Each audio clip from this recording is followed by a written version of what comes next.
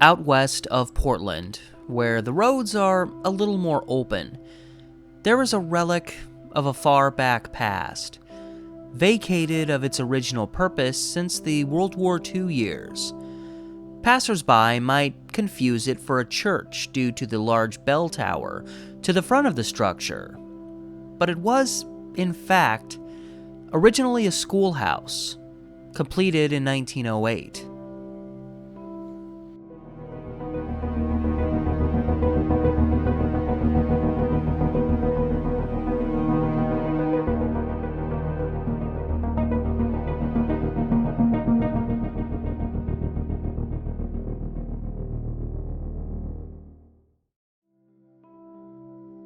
The history of this schoolhouse on the edge of town is sparse in several places, and yet, to my great fortune, a detailed piece about the early history of this school, that would become known as the Kinton School, was posted online only weeks before my doing this video. According to this piece, written by a local historian named Ann Copy, hope I'm pronouncing your name right, the school's construction was finished at the end of 1908, erected on a brick foundation.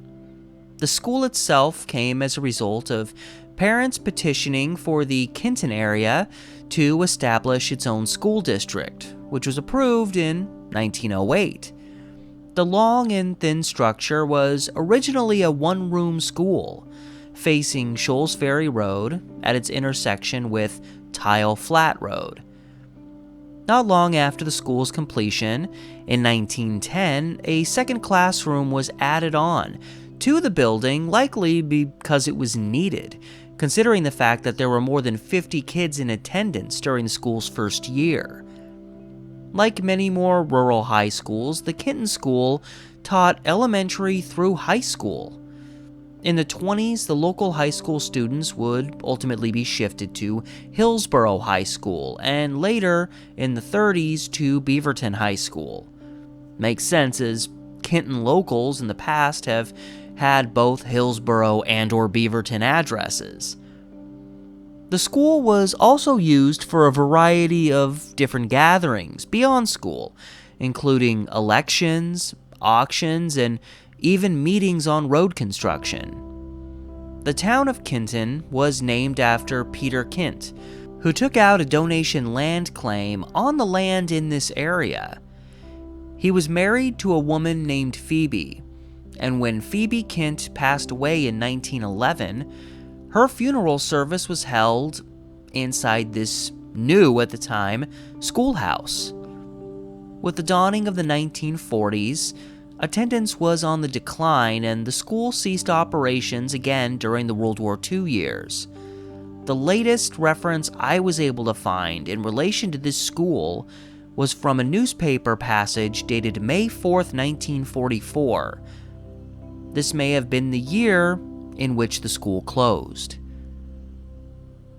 Come January 2017, my friend and I drove out west to visit this old schoolhouse that at the time I'd passively heard about through the grapevine, but otherwise didn't know much about it. You still going straight? Okay, yeah. Essentially, we're gonna come to a walnut. Just one walnut in the road? A walnut streets a little ways down the road. Those are the most specific instructions. You're gonna find a walnut. You will see a walnut in the road. You're gonna drive to the Wendy's 3 blocks down the road. Give it to a man named Jorge. Tell him the snakes are all out of eggs. He'll know what you're talking about. I'm sorry, America. I let you down. We're looking for Walnut Street, and that's gonna cut us through to another road we want to go down that's gonna lead to where we're trying to go. Like, if we make it alive. Hey guys, we made it. We're on kind of the outskirts of Tigard, kind of getting out to the middle of nowhere. And we wanted to show you guys something pretty damn cool. I mean, we're kind of surrounded, but right over there behind me.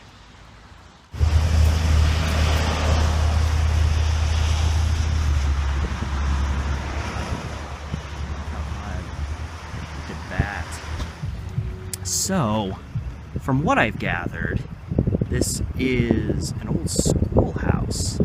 I could be moderately wrong about that. I really wish it wasn't private property. That kind of pisses me off. I wanted to actually go up to it. And, got ourselves an old rig over here. Look at that. Heyo!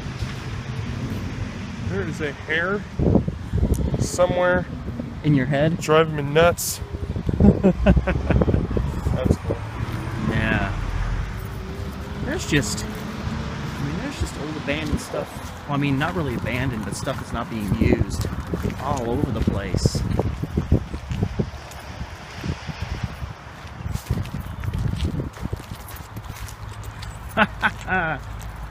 Found our new home. Think we could rent that out?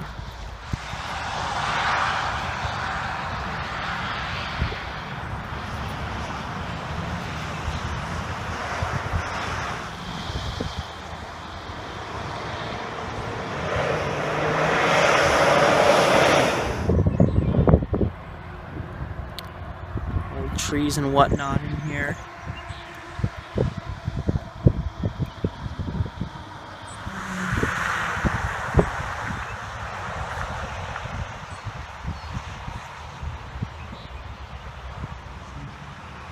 This place sure ain't like Grass Valley.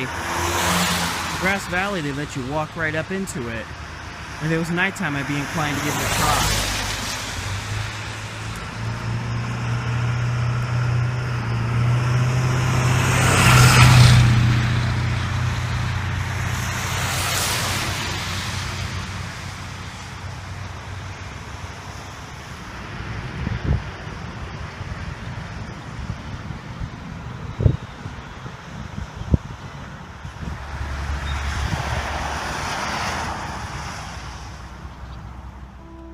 During this visit, I felt deep down that I was checking out a place that might not be around much longer, even though it had been sitting there more than 70 years without an educational purpose.